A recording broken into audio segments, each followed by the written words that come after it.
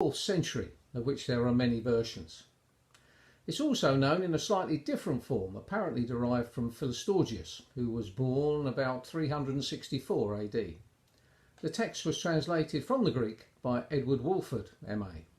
He wrote, "When Julian bade the city of Jerusalem to be rebuilt in order to refute openly the predictions of our Lord concerning it, he brought about exactly the opposite of what he intended. For his work was checked by many other prodigies from heaven, and during the preparation of the foundations, one of the stones which was placed at the lowest part of the base suddenly started from its place and opened a door of a certain cave hollowed out in the rock. Owing to its depth, it was difficult to see what was within the cave, so persons were appointed to investigate the matter, who, being anxious to find out the truth, let down one of their workmen by means of a rope.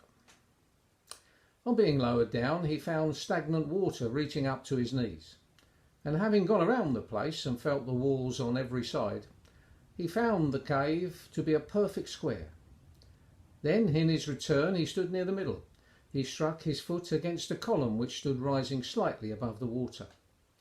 As soon as he touched the pillar, he found lying upon it a book wrapped up in a very fine and thin linen cloth. And as soon as he lifted it up, just as he found it, he gave a signal to his companions to draw him up again. As soon as he regained the light, he showed them the book, which struck them all with astonishment, especially because it appeared so new and fresh, considering the place where it had been found. This book, which appeared such a mighty prodigy in the eyes of both heathens and Jews, as soon as it was opened, shows the following words in large letters. In the beginning was the Word, and the Word was with God, and the Word was God. In fact, the volume contained that entire gospel, which had been declared by the divine tongue of the disciple and the virgin. Moreover, this miracle, together with other signs which were then shown from heaven, most clearly showed that the word of the Lord would never go forth void, which had foretold that the devastation of the temple should be perpetual. For that book declared him who had uttered those words long before to be God and creator of the universe, and it was very clear proof that their labour was but lost that built, seeing that the immutable decree of the Lord had condemned the temple to eternal desolation.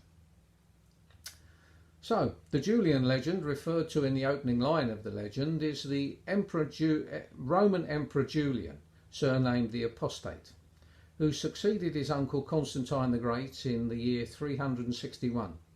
An intolerance of religion gave the Jews permission to rebuild the temple at Jerusalem, his motive being to annoy the Christians, with whom, now that he had been converted back from Christianity, he had lost sympathy. From this it might appear that the actual subterranean chambers of King Solomon's temple were disturbed not by Zerubbabel, but by Julian the Apostate, who undertook to rebuild the temple of Herod in order to falsify the prophecy that there should not remain one stone upon another, which said, "Verily I say unto you, there shall not be left one stone upon another."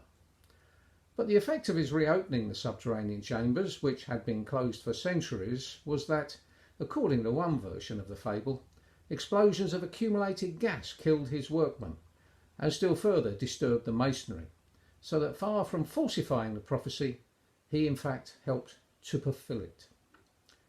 There are several known versions of this legend which vary from one another and do not closely observe any precise order of events, and historical names are used with little or no regard for chronological sequence.